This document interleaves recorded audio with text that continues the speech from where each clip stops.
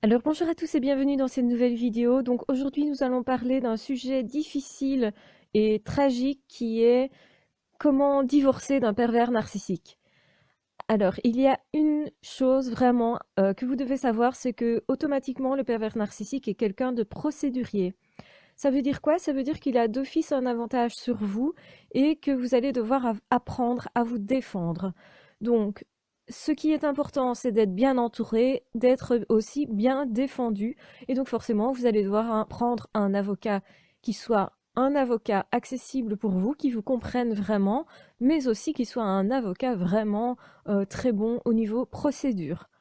Donc ça veut dire quoi? Ça veut dire que le pervers narcissique, lui, il va tout mettre en œuvre pour vous rabaisser, vous humilier, vous faire passer pour le ou la méchante. Automatiquement, il va vous mettre dans ce rôle-là et vous humilier publiquement, c'est pour lui une grande jouissance. Donc forcément, il ne va pas passer outre cela. Au contraire, il va s'en donner à cœur joie, comme on dit. Donc protégez-vous et protégez-vous bien. C'est aussi le moment que va choisir le pervers narcissique pour éventuellement essayer de vous adoucir. Il va vous faire croire qu'en fait, il ne va peut-être rien faire contre vous, mais c'est tout l'inverse. Vous allez vous retrouver vite le bec dans l'eau si vous ne prenez pas les mesures nécessaires à l'avance. Donc si vous divorcez, si en plus il y a des enfants dans la bataille, parce que c'est vraiment une bataille, faites bien attention parce que le pervers narcissique va utiliser les enfants malheureusement, va utiliser comme toujours toutes les personnes qu'il trouve comme des objets. Donc là, lors d'une procédure de divorce et de procédures d'avocat, etc., ça ne va pas faire exception. Donc autrement dit, lui, il est plutôt à l'aise dans ce domaine-là. Il va tout faire pour que vous soyez pas très à l'aise, pas très sûr de vous. Donc c'est important aussi peut-être éventuellement de se faire suivre par quelqu'un qui va vous renforcer au niveau du moral, au niveau de l'estime de soi, la confiance en soi. C'est vraiment important de travailler là-dessus parce que justement, il va essayer de vous déstabiliser. Alors quand je dis il, on est bien d'accord, c'est toujours il ou elle, c'est le pervers narcissique. Donc comme le masculin l'emporte dans la langue française, je dis il, mais on est d'accord, ça peut être une femme comme ça peut être un homme. Donc c'est important de vraiment choisir un avocat qui vraiment va vous défendre, de vous entourer d'amis éventuellement, de thérapeutes éventuels aussi, qui vont renforcer votre amour pour vous-même parce que cet amour va être malmené. Donc apprêtez-vous vraiment à vivre une grande bataille. C'est vraiment ça et vous devez tenir le coup pour vous, pour vos enfants, pour votre entourage, pour aussi remettre les choses en ordre. Malheureusement, les pervers narcissiques sont vraiment bien outillés et ils ont vraiment des années de pratique pour tout ce qui est procédurier. Malheureusement, vous partez plutôt mal, on va le dire clairement, et c'est pour ça que vous devrez vraiment être très vigilant pour maintenir le cap, pour ne pas douter de vous-même, parce que évidemment, si vous avez été entre les griffes d'un pervers narcissique, et bien évidemment, vous allez vous retrouver dans des positions potentielles de faiblesse. Ça veut dire que vous aurez une fragilité. Fragilité, c'est-à-dire simplement, éventuellement, vous avez un cœur d'artichaut. Vous n'avez pas encore passé ce cap de faire le deuil du pervers narcissique. Vous avez peut-être pris conscience d'une partie de sa perversité, mais est-ce que vous avez bien pris conscience de l'entièreté de cette perversité? Donc ça veut dire quoi? Ça veut dire que cette personne-là, elle va pas vous faire de cadeaux, mais elle peut aussi vous donner l'illusion qu'elle va vous en faire, que ça va être arrangé à l'amiable et vous allez être tenté de céder en vous disant ok, je vais lui céder du terrain, ainsi il ne reviendra plus, il ne m'ennuiera plus, et c'est absolument pas ce qu'il se passe. Dans la pratique, les pervers narcissiques vont jusqu'au bout, vont vous enlever le maximum de ce qu'ils peuvent vous enlever. Le plus tragique forcément étant la garde des enfants, l'argent, votre intériorité, il l'a déjà pris, donc là il va encore essayer de la prendre, de la mettre vraiment en ruine s'il vous reste quelque chose, si vous avez eu le temps de vous reconstruire. Donc attention, c'est vraiment une période délicate. Plus vous allez vous reconstruire, plus le pervers narcissique va attaquer cette mince reconstruction, surtout si elle est fragile. Donc l'important, c'est vraiment de consolider ce que vous avez construit actuellement. Donc ça se fait comment? Ça se fait par exemple en prenant des notes de ce qu'il a fait dans le passé, en les relisant, en se disant oui, je suis dans une bataille, oui, je ne dois pas me laisser attendrir, c'est vraiment important Donc, je garde le cap, je le fais pour mes enfants, je le fais pour mon entourage, je le fais pour moi-même, je le fais simplement pour être juste par rapport à ce qui s'est passé. Et c'est vrai que c'est parfois déroutant parce que le pervers narcissique va avoir une attitude qui est celle de la victime. Donc, autrement dit, il ou elle va se faire passer pour la victime, va essayer de se faire défendre, va essayer d'apitoyer les autres. Vous, malheureusement, vous allez plus facilement être choqué de cette réaction-là, potentiellement vous mettre en colère, et vous savez bien que le pervers narcissique adore que vous ayez des comportements qui vous met à mal, vous met dans des positions où vous semblez être coupable. Et donc, si jamais vous avez l'occasion, en tout cas, de vous énerver, et ne le faites surtout pas publiquement, surtout pas face aux avocats, etc. Parce que tout de suite, ils vont pointer ça du doigt en disant, OK, vous voyez, cette personne n'est pas responsable, ne peut pas avoir la garde de ses enfants ou n'est pas quelqu'un de stable. Il peut aussi vous faire passer pour tout à fait malade au niveau mental. Donc vraiment, toutes les techniques sont bonnes. Les pervers manipulateurs, faut-il le rappeler, n'ont vraiment aucune morale. Et bien sûr, ils vont tout faire pour endormir votre vigilance. Donc surtout, surtout, restez vigilants, restez aux aguets, développez vos armes, entourez-vous bien. Faites en sorte d'avoir le moins de contact possible direct avec le pervers narcissique pour simplement qu'il ne mette pas à mal votre image de vous-même, ce que vous êtes en train de reconstruire et surtout qu'il ne puisse pas vous désarçonner. Donc faites tout vraiment pour vous entourer le mieux possible. N'en dites rien au pervers narcissique. Faites semblant que effectivement il a ou elle a endormi votre vigilance, que vous n'allez pas réagir, que vous n'allez pas attaquer et vous aurez l'effet de surprise qui de toute façon va vous avantager alors. Donc prenez tout ce qui peut vous avantager. C'est vraiment peu dire que de dire ça. Vraiment, c'est important. C'est important de faire en sorte de vraiment faire tout votre possible pour vous protéger au maximum. C'est vraiment pas à prendre à la légère et je sais que c'est un sujet pas facile à aborder, peut-être que vous n'aurez pas envie d'en entendre parler, mais il faut penser aux conséquences de votre vie après. Donc ne laissez pas tout au pervers narcissique, ne vous dites pas si je lui laisse la maison, si je lui laisse, je ne sais pas moi, l'argent, etc., il va comprendre que je suis quelqu'un de bien, surtout pas. Il ne comprendra jamais ce que vous êtes quelqu'un de bien. Il ou elle ne l'admettra jamais. Donc, bien entendu, essayez de faire tout pour que vous ayez aussi quelque chose en fin de bataille, qu'il ne vous laisse pas, je vais dire, tout nu dans cette bataille-là, c'est-à-dire qu'ils ne vous prennent pas tous vos biens, ni matériels, ni sentimentaux.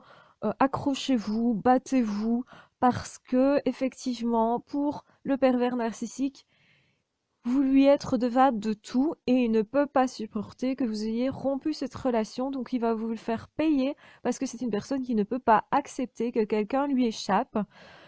Et donc du coup, en fait, le problème, c'est que quand vous allez échapper à ce pervers narcissique, vous allez vraiment attiser son orgueil.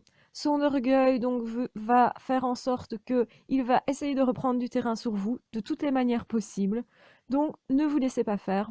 C'est vraiment une lutte au niveau du territoire. C'est vraiment ça. Et quand je parle de territoire, c'est vraiment à tout niveau. Pour le pervers narcissique, des enfants, c'est un territoire. Donc il va jouer avec les enfants, malheureusement. Il va les manipuler. Il va essayer de savoir des choses sur vous à travers vos enfants. Donc attention à tout ça. Malheureusement, les enfants, ben, forcément, eux, ils ont envie de recevoir l'amour de leur père, de leur mère, et si un des deux est pervers narcissique, ils ne le voient pas forcément, ils comprennent qu'il y a un problème, intuitivement de toute façon, mais aussi ils savent qu'ils veulent être aimés, et c'est normal pour des enfants, et souvent on se dit c'est pas possible qu'un parent n'aime pas son enfant, et pourtant c'est très possible. C'est pas possible qu'un enfant soit utilisé par ses parents, et bien pourtant, c'est ce que le pervers narcissique va faire. Il va utiliser toutes les personnes, il va utiliser éventuellement le nouveau compagnon ou la nouvelle compagne. Soyez-en conscient aussi pour essayer de vous blesser. Donc ça veut dire par exemple, c'est un pervers narcissique qui va dire dit à maman, qui est la personne saine, dis-lui que j'ai retrouvé une compagne et qu'elle est vachement mieux qu'elle. Et donc l'enfant va parfois donner cette info sans prendre conscience évidemment que ça va faire énormément de mal à la maman, même si parfois les enfants s'en rendent compte, hein, il y a aussi ce cas-là, bien entendu. Mais généralement, le pervers narcissique le manipule, lui tourne la tête aussi, et du coup, cet enfant va vous dire des crapuleries, pour dire clairement. N'en tenez surtout pas rigueur à l'enfant, parce que lui, il est entre deux feux. Et malheureusement aussi, le pervers narcissique va essayer de faire en sorte que votre enfant vous manipule. Donc ça, essayez de ne pas l'attribuer directement à l'enfant. C'est pas l'enfant nécessairement qui devient manipulateur. Et il faut bien entendu faire attention aussi à la santé mentale de votre enfant, parce qu'effectivement, le pervers narcissique ne va pas hésiter, s'il voit une possibilité à ce niveau-là, d'exploiter l'enfant et d'éventuellement aussi le faire tomber dans ce piège d'être non pas pervers narcissique, ça va pas jusqu'à ce point-là généralement, mais en tout cas d'avoir en tout cas des comportements manipulateurs. Donc attention que l'enfant aussi peut y prendre goût, dans le sens où lui, simplement, il peut en tirer un bénéfice éventuel pour avoir un cadeau de ses parents des deux côtés, avoir les choses en double et des choses comme ça. Il y a des enfants qui essayent d'en profiter et qui voient forcément cette manœuvre chez le pervers narcissique et qui peut se dire c'est normal de faire ça, tout le monde fait ça parce que regarde, papa ou maman qui est le pervers a ce type de comportement. Donc pourquoi est-ce que moi j'estimerais que ce n'est pas un comportement sain? Donc l'enfant n'a pas assez de recul parfois pour voir que ce comportement n'est pas sain. C'est à vous à tenir la barre droite, à remettre les choses en ordre et à dire écoute, ce comportement-là, ce n'est pas ce que la plupart des gens ont comme comportement. Euh, c'est un tel ou une telle qui est malade, n'expliquez pas à l'enfant nécessairement ce que c'est que la perversion narcissique. Beaucoup d'enfants ne peuvent pas le comprendre. Dites simplement, mais voilà, c'est quelqu'un qui n'est pas nécessairement toujours gentil ou qui est malade, qui ne sait pas ce qu'il fait. À ce moment-là, l'enfant peut prendre un petit peu de recul, mais tout dépend évidemment de l'âge de l'enfant, de sa maturité, de son affectivité aussi, et de comment il est sensible aux choses, hein. Donc attention qu'un enfant va toujours être sensible à un divorce, de toute façon, donc il va falloir lui expliquer que ce n'est pas de sa faute, pour ne pas qu'il réagisse mal, parce que le pervers narcissique pourrait aussi culpabiliser l'enfant. Donc c'est important de renforcer l'estime aussi au niveau de l'enfant. Donc renforcez votre estime de vous-même, renforcez aussi l'estime des enfants, de l'enfant, en fonction de votre situation. Attention aussi que le pervers narcissique n'essaye pas plutôt d'avoir le chien de la maison, l'animal domestique auquel l'enfant tenait particulièrement, parce que parfois c'est justement pour aller, comment dire, maltraiter cet animal-là et faire, enfin, pour pouvoir dire à l'enfant, ah ben en fait, il n'était pas en trop bonne santé et donc je l'ai tué, ou des choses comme ça. C'est tout à fait possible, donc il faut faire attention à ce que le pervers narcissique prenne le moins possible de pouvoir, parce que de toute façon, il va essayer, croyez-moi. C'est vraiment dans sa nature, c'est plus fort que lui ou qu'elle, et donc du coup, forcément, ils vont essayer d'avoir du pouvoir sur tout ce qu'ils peuvent avoir du pouvoir. Pourquoi ils font ça? Ben, simplement parce que l'ego a été mis à mal. Si vous partez, ben forcément, son ego, en fait, vous ne remplissez plus la mission pour laquelle il vous avait engagé, c'est-à-dire de renforcer leur ego. Parce que ces personnes-là se disent, ah, si j'arrive à maîtriser telle ou telle situation, telle ou telle personne, ça veut dire que moi, je suis grand, je suis fort, etc. Et donc, quand la personne s'en va, ça veut dire que le message derrière est que vous lui dites, tu es nul. Donc l'ego, comme c'est une personne qui est mal assurée, qui n'a pas confiance en soi, qui ne peut pas donc vivre par eux-mêmes, qui ont besoin des autres, qui sont dépendants des autres, il va chercher ou elle va chercher absolument à reprendre un pouvoir pour réparer cet ego-là. C'est un mécanisme de survie tant qu'en fait on se définit par le regard de l'autre, des autres, ou même de soi-même, et par rapport à une situation d'emprise de pouvoir, hein, c'est ce que le pervers narcissique fait.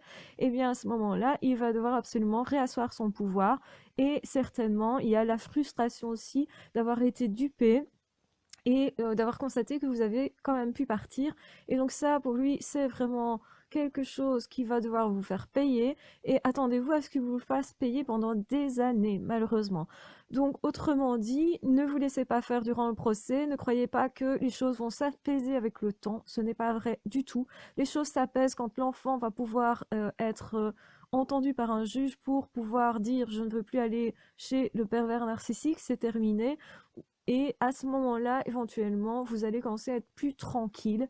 Mais le pervers narcissique risque à tout moment de revenir dans vos vies, que ce soit avec des coups de téléphone en vous souhaitant tout à fait bizarrement votre anniversaire, que ce soit par des lettres aux périodes de Noël, de Nouvelle Année, enfin, de fêtes en général, pour vous dire que, soi-disant, il vous aime, parce que, évidemment, le pervers narcissique continue de jouer sur le même registre. Le pervers narcissique ne comprend pas qu'il a perdu du terrain, il ne comprend pas qu'il peut perdre, en fait, ce terrain-là, et du coup, il va revenir inlassablement. Évidemment, il reviendra moins fort, ou elle reviendra moins fort quand elle aura où il aura une autre ou d'autres victimes, puisque évidemment, ils vont se nourrir par rapport à ces personnes-là. Et quand je dis se nourrir, on est d'accord, c'est leur faire du tort, c'est les dégrader, c'est prendre un pouvoir exactement de la même manière, de la même façon qu'il s'est comporté pour vous, hein. Ça reste exactement le même mécanisme, il ne peut pas fonctionner autrement. Et donc, ne soyez pas dupes, c'est toujours le même processus qui se met en place. Et malheureusement, vous le savez, les pervers narcissiques sont extrêmement rigides. Ce sont des gens qui ne sont pas capables de changer facilement, hein, bien au contraire. Et du coup, cette rigidité-là fait qu'il y a forcément un problème de personnalité. On parle de problème de personnalité quand une personne est extrêmement inflexible, et c'est leur cas, et ne peut pas en fait réagir autrement. C'est toujours de la même façon qu'ils vont réagir. Donc ils sont du coup prévisibles. Tant que vous mettez vos sentiments de côté, vous allez pouvoir gagner ces procès-là. Du moment où vous avez vraiment une épaule solide à vos côtés, donc c'est super important. Si vous avez besoin de plusieurs avocats, n'hésitez pas. Et surtout, comme je le disais, soyez bien entourés, soyez super vigilants. Notez les choses si vous ne savez pas, si votre esprit ne vous semble pas clair, essayez d'annoter ce que vous devez, ce à quoi vous devez penser. Ne vous laissez pas désarçonner. Peut-être mettez des petits mots dans vos poches, je veux dire, des petites phrases qui vous rassurent. Euh, Certains utilisent voilà, des objets fétiches, des personnes qui vont justement rassurer par leur présence. Tout ça est très important et ce n'est pas à prendre à la légère. Donc voilà, je vous souhaite un bon divorce si on peut dire. En tout cas, que les choses se passent au mieux. Ça veut dire de vous faire berner le moins possible, d'en retirer ce qui vous est dû tout simplement. C'est pour ça qu'il faut avoir confiance en soi. On ne peut pas se battre pour soi sans avoir un minimum de confiance en soi. Donc ça veut dire que si vous voulez vous défendre, vous devez avoir la certitude que vous avez cette capacité en vous et que vous avez le droit de le faire. Voilà. Donc n'hésitez pas à vous faire suivre si c'est trop compliqué, vraiment par quelqu'un qui est là, qui est présentement là, qui va vraiment vous assurer une présence régulière, c'est ça que je veux dire. Ce ne sera pas suffisant d'être suivi à distance par internet, par quelqu'un.